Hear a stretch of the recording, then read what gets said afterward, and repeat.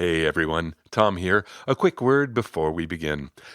Something happened recently that I am coming to believe is not all that unusual.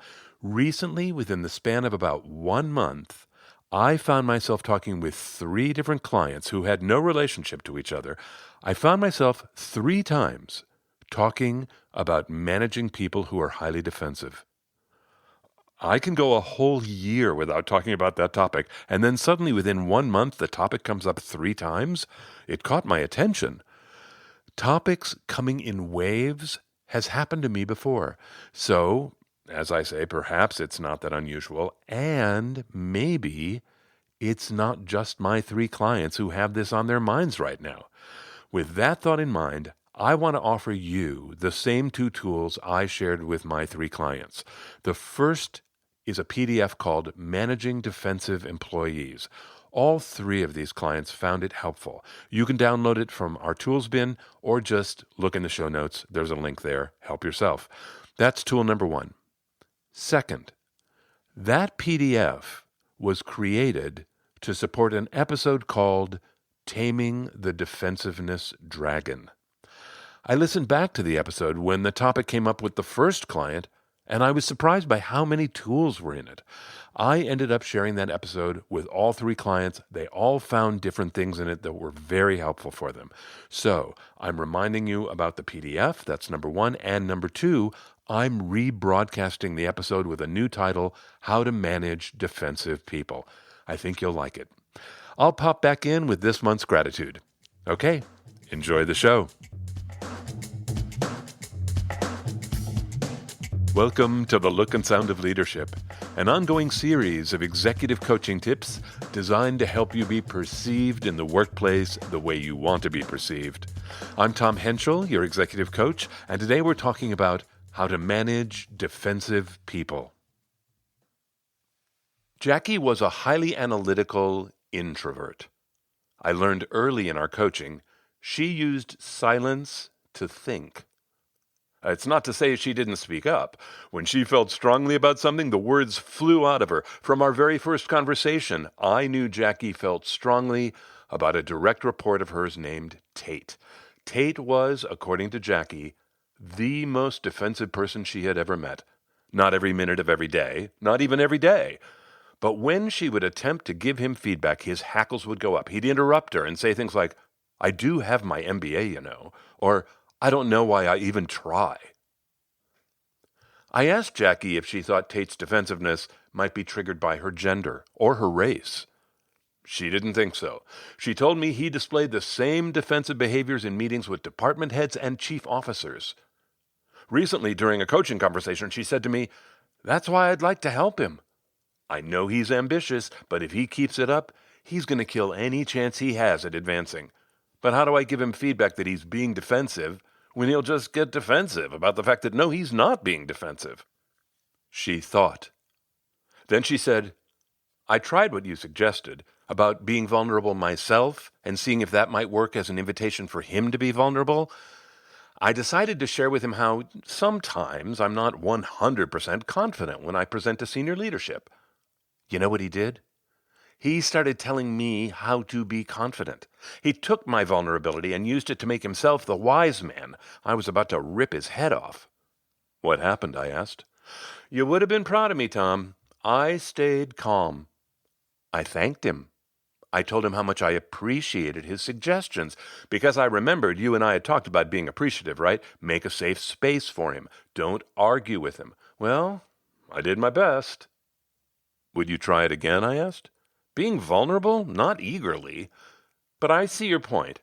If I want to build trust with him, I should keep it up. But it's hard, Tom. I feel vulnerable enough already, like he's a hand grenade and I'm tiptoeing around so I don't set him off. But okay, I'll remember vulnerability." She thought. And then she said, "Sometimes I think," I'm embarrassed to admit this, "sometimes I think, who cares? Let him screw himself in front of senior leadership. I tried." She thought. She asked, "Is there no way I can help him?" "Help him?" I asked. "What does that mean?" Help him to stop sabotaging himself. I may be wrong, but even if he's male, and even if he's white, I don't think he can act like that and ever move up. Is there no way I can help him achieve his goals?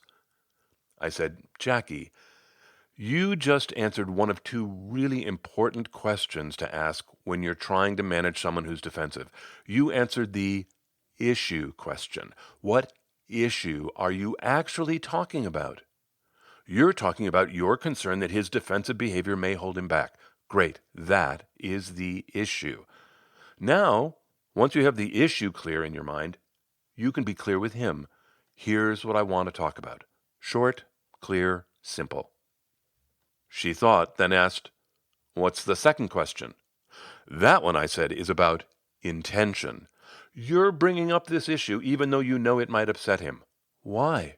What's your intention? What's your agenda? She asked, I'm asking this of myself? Yes, and just like the issue, you'll tell him what your answer is. After a pause, she said, my intention really is to help him. After a pause, I asked, have you ever told him either the issue or the intention? That you think he's hurting himself or that you would like to help him? Oh, my goodness, no, she said. We haven't gotten anywhere close to talking about his defensiveness. I can barely tell him to change something on his slides. She laughed at herself, and then she asked, what else can I do? Besides identifying the issue and telling him my agenda, what else? I smiled at her. I don't think you're going to like this next one. Why not? Because it's about empathy. What you do next is to meet the other person where they are, align with them, see their point of view from their side. At the moment, I'm not so sure you want to see what Tate is seeing.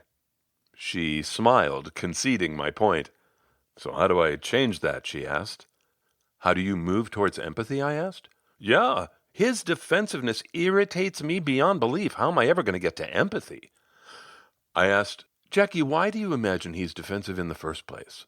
She snorted, I don't know. Maybe his mom didn't breastfeed him long enough. I laughed, and then I asked, could you make up a story about his need to be defensive that would be sympathetic? Without much sympathy, she said, maybe he got blamed a lot as a kid. I said, so his defensiveness would be rooted in pain. She gave a little grunt, like she'd been punched. That's some shift, isn't it? I said, look, we don't know if that story is true, but to move towards empathy, you have to choose stories that have compassion in them. She thought, then asked, what exactly does that sound like when I'm giving feedback? Can you give feedback with empathy? Let's see, I answered. So let's suppose you're in a meeting, you see him do something that's super defensive, you think, oh, perfect example of the defensiveness issue, great opportunity for some feedback. So, how might empathy change what you say? I'll tell you what I might try. I might try not starting with what I have to say. I might start with what he has to say. So instead of me telling him anything, I might ask him, hey, when you said that thing, what were you hoping would happen? And I would begin with him talking. Seriously, she asked? And he's not going to feel like he's walking into a trap? Well, he might, I said. If someone lives in a world where they feel under constant attack, it makes a lot of sense for them to wear armor. Our job, when someone is defensive, is to do whatever we can to make it safe enough for them to let their armor down, even a little. Listening is a good tool for lowering armor. She thought. She said, do you remember telling me how important it was that I not get infected by his defensiveness? I said, that emotions are contagious and his emotions might run hot? Yeah, sure, I remember. She said, well, that is something I've done well with him. Did I ever tell you the image I used for that? No, I said. She took a breath and smiled at a memory. I was helping out one weekend at a program for troubled girls. I was just a teenager myself, but we were right in there during the sessions. It was great. Before the girls came in for this one exercise, the woman in charge got all us helpers together and she said, you are about to see some serious shit. There are going to be feelings hurled all over this room. They're going to be big and they're going to be strong. Those feelings are not meant for you, but they're coming your way. You have to protect yourself against those feelings or you won't be able to do your jobs. So I want all of you to imagine yourselves standing inside a little nylon tent. You're encased, zipped up like a cocoon. Your tent protects you from everything that's flying around. There's a little porthole so you can look out, but nothing can touch you. And you know what, Tom? What she told us worked. That room was like a tornado for a while, but I sailed through it. It was magical, like a superpower. That tent helps me with Tate, too. He's getting all agitated, but I'm not. She thought. She said, before, you used that example of me giving him feedback about something he said in a meeting. Well, I would bet my house that even if I got it word for word, he'd say it was something else. We get in those arguments about what happened all the time. Why does it matter? I asked. Why does what happened matter? Because I'm trying to make a point about something he said. But if he won't even admit what he said, how do I ever make my point? Speak for yourself, I said. That's an actual technique you can use. That's its name. Speak for yourself. You tell him your experience. Just because his version is different from yours, it doesn't wipe yours out.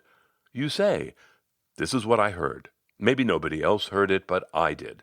And here's how I worry it makes you look. She said, I would love to be able to talk like that. I have a friend who talks like that.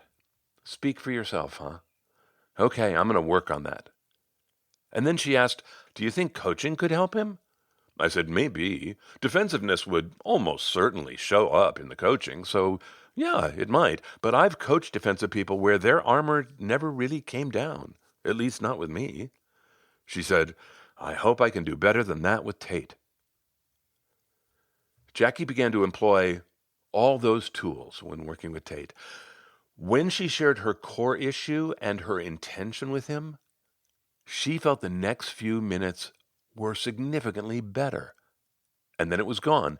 Tate snapped back to his old norm, but she had seen the needle move. To me, those few minutes indicated that her use of the tools was a solid display of the look and sound of leadership.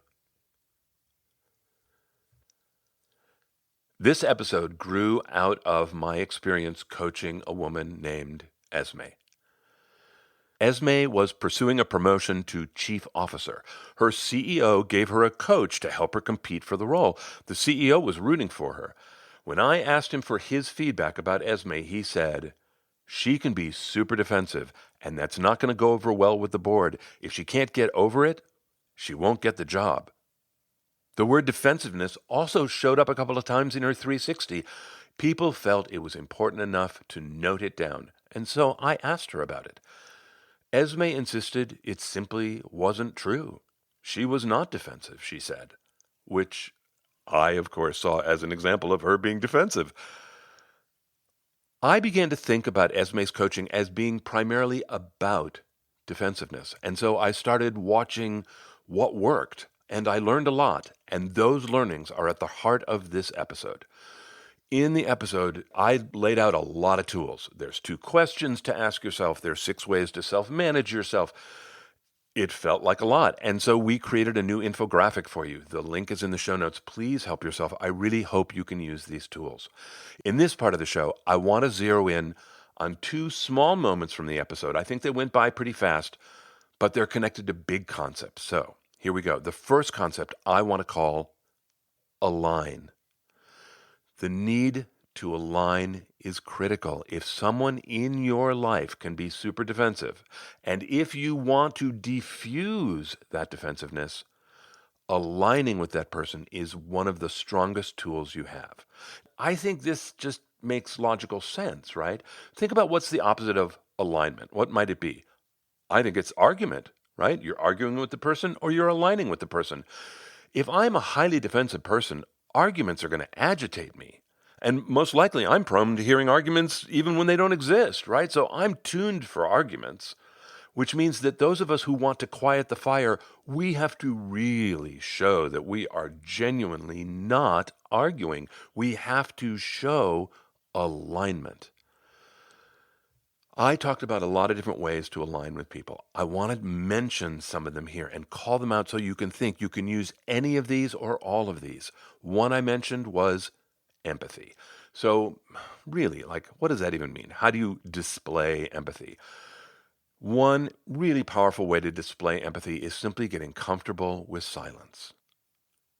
I intentionally wrote Jackie in this episode as an introverted thinker. I don't know if you noticed how many times I said the word she thought.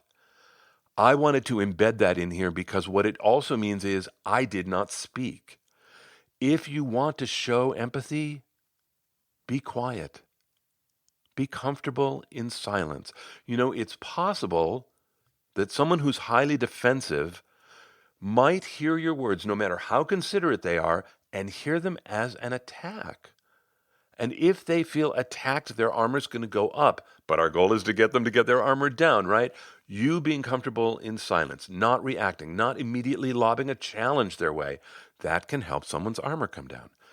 Another way to align, listening. Listening is different from being comfortable with silence, right? It's not the same at all. When you use listening to show you're aligned, then you can actually use their language with them. Not ironically, right? But as a sign of alignment that you have truly heard them, that you're giving their words respect and weight. You're not agreeing, you're acknowledging. When I was coaching Esme, I felt like I was going to have to listen to her for a long time before I had aligned enough for her to trust me. And when I say a long time, I mean I was envisioning multiple sessions, hours and hours of listening as a way of making deposits into her alignment bank account. And I did it. I listened to Esme for months as a way of aligning with her. Another way to align, actively think about the other person's psychological safety. Now, I really loved it when Jackie worried that Tate might misinterpret her invitation to share his thinking for a trap. Yes, that's a good worry. Defensive people do that. They see traps where none may exist. So we need to focus on creating safety for them. To create safety with Esme, I'll tell you what I did. I got super vigilant about not ever sounding as if I was ever arguing with her. I did not want to sound like I was trying to convince her of something. I didn't want to sound like I was trying to teach her something. I didn't want to imply she didn't know something. I wanted her to sense that I was truly on her side, which meant she was safe with me, which meant I could then talk to her from that perspective. Alignment, not argument. You know, there's a way that you can misalign with someone, and that's the story that you tell yourself about that defensive person. Let's be honest. I find defensive people uncomfortable to be around. I think in general, they stir us up. When we have to be around them because of whatever circumstances, we tell ourselves stories to help ourselves be a little more comfortable in this uncomfortable situation, right? We make up stories about each other as a coping mechanism. Stories are a form of defense, defensiveness. In my experience, when someone is annoying you, it's hard to choose a sympathetic story. It's hard to be empathic with someone who's annoying you. But don't get hijacked. You be your best self. Find a story with empathy. In the episode, the thought that had a lot of weight for Jackie about this was when I suggested that his defensiveness was rooted in pain. That impacted her. It helped her move to empathy. There's another way to say this. Examine your story about the other person. Are you assuming good intent? Assume good intent of the defensive person. Alignment is way easier when you assume good intent. So that was all about alignment. What's the point? If you can align with someone who's defensive, what you say, your communications are more likely to be received by them. You're more likely to get heard. You'll be able to make agreements. You'll be able to revisit those agreements. Alignment helps. So that was the first idea. The second idea is about speak for yourself. Oh, speak for yourself. I am excited to share 3 thoughts with you right after this month's gratitude.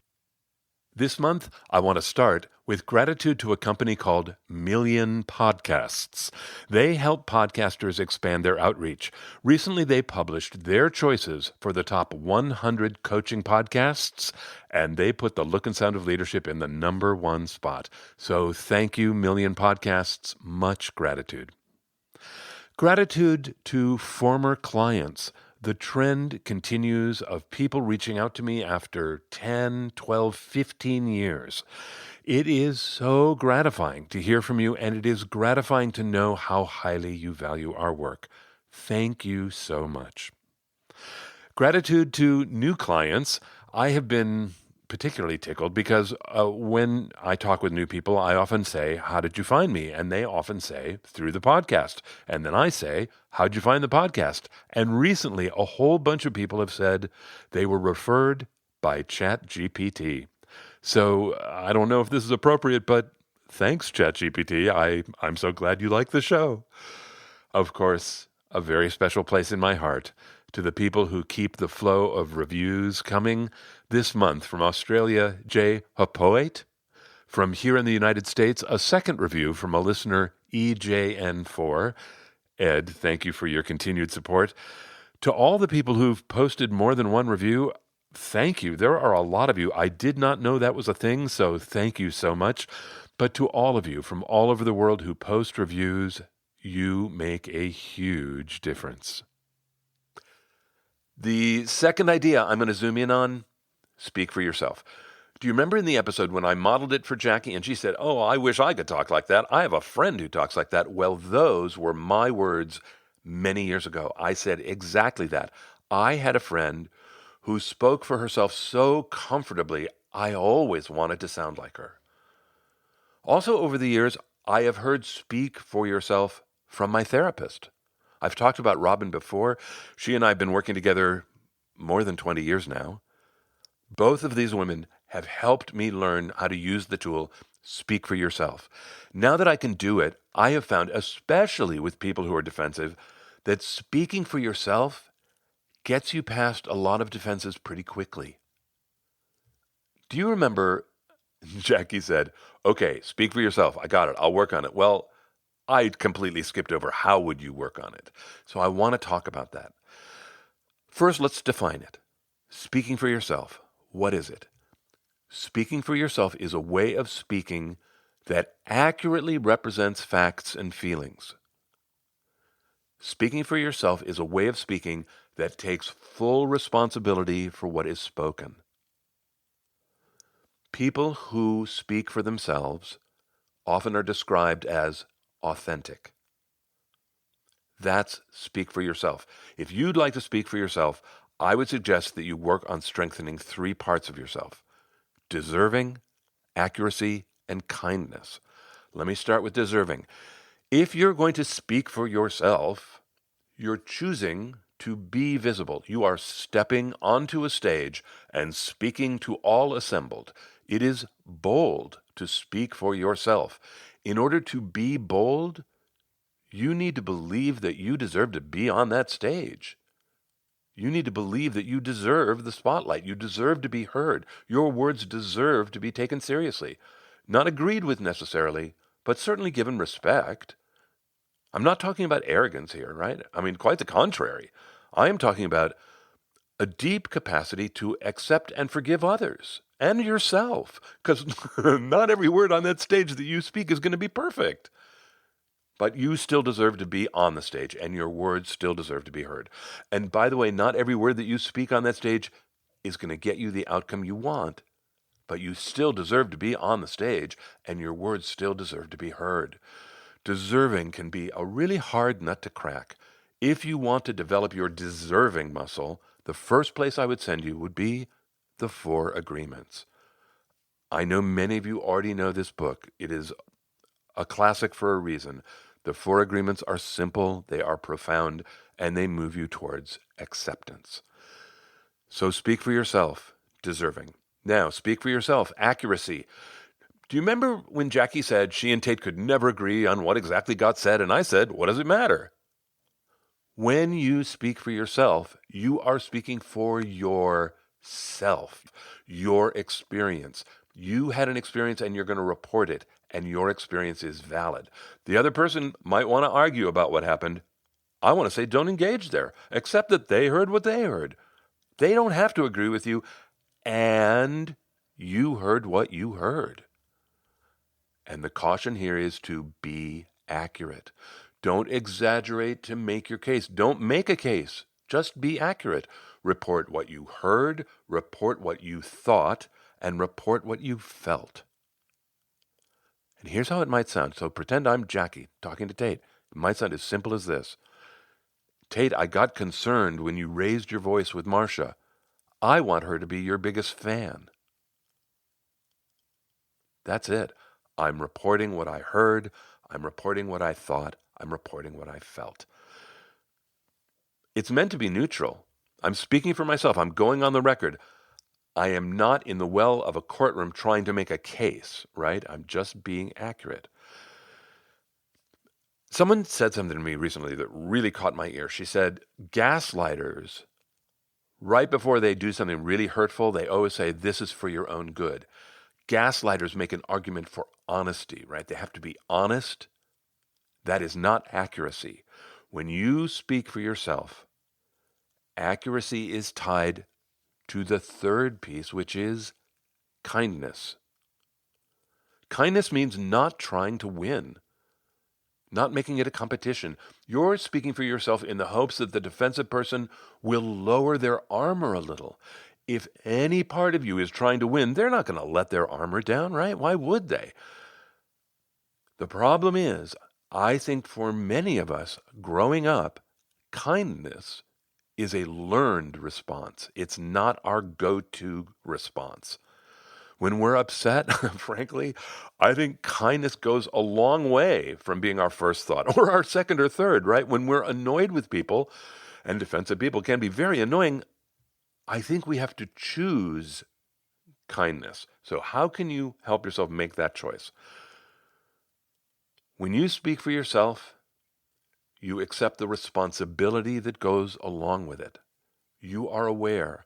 Words are weapons. Words wound people.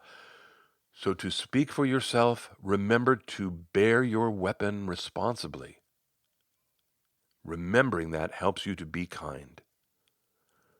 Being kind also makes us slow down, which gives you time to listen and be comfortable in silence, which loops to alignment.